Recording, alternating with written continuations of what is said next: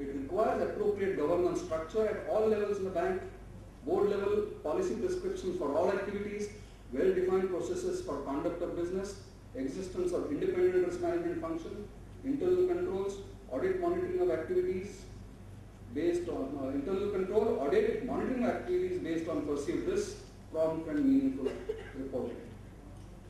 The independence of some of these functions is overemphasized in the supervisory process.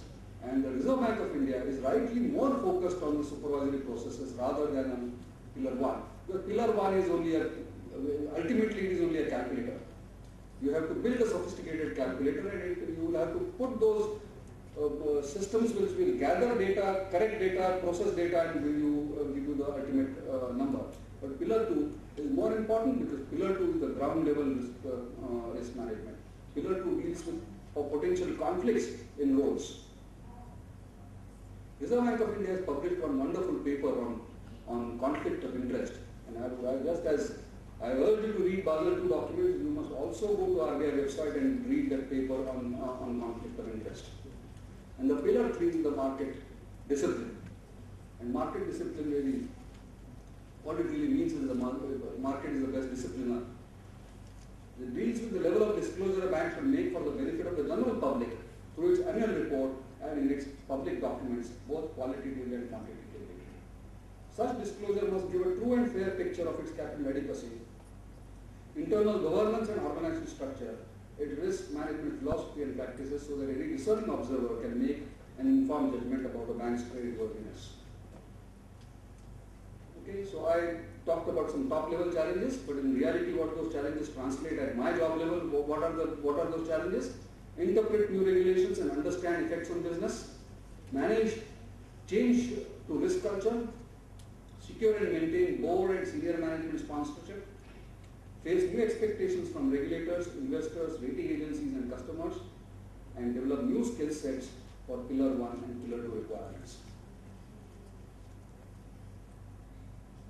Obviously, there is a need for risk professionals, and there are some courses available.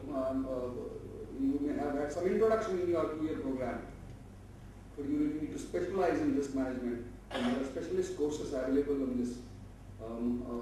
this subject. These professionals, in my view, are not going to be readily available out of business schools. People with statistical skill sets have the opportunity that bend of mind. People who understand derivatives can make good risk managers.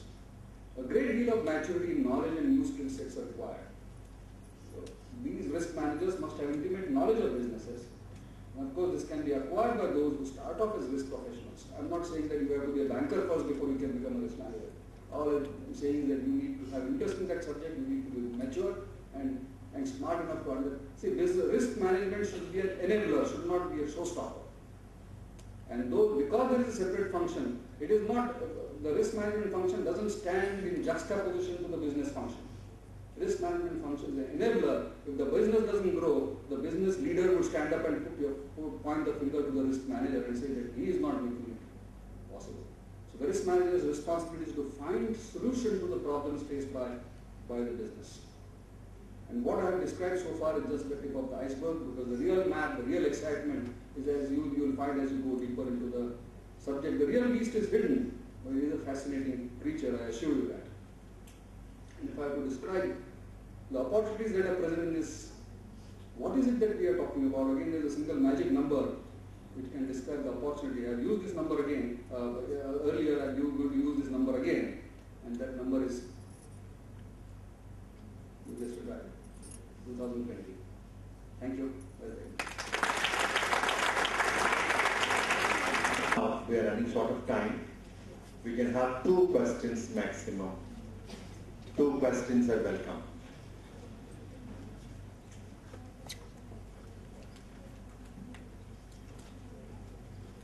On one side, we have financial institutions saying that we want to grow. On the other side, we have risk managers standards telling them this is not the right thing to do. We want to do business.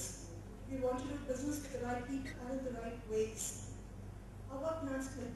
How about institutions like banks and financial institutions striking a balance in this? The risk manager owners are going to sit saying that no, this is a risk, you cannot grow. What's the balance? That's what if I understood. So what you have to understand is every business, they have a so-called, they define the risk appetite while selecting the business they are going to be in. Let's give a small illustration. If a bank may have aspirations to be a global bank, another bank may have an aspiration to be a domestic bank, another bank could be a regional bank. At an outset, the selection itself, whether to be a global bank, Indian bank and a regional bank, they have defined the risk appetite. Because if you are going to be a global bank, then the type of opportunities and the type of risk what you face in terms of political crisis in other countries or the currency risk or the several types of other people-related risk could be higher. So you are actually defining the risk appetite. Similarly, a bank could say that I want to invest only in SMEs. I don't want to invest in large corporate lending. Again, they define that risk appetite. They are ready to take more risk. Just to state that if a bank says that I'm going to be only in SMEs, which means the large corporate lending will be having a lower risk as compared to a lending to SME. But the bank has decided to have a particular area. So the role of risk managers comes there. The organization defines the vision, the policies, and also the areas they want to operate.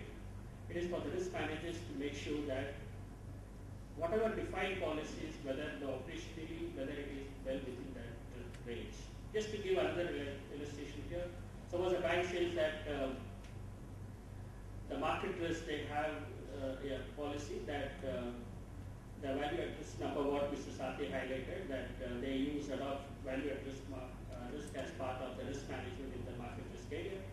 They have defined that they will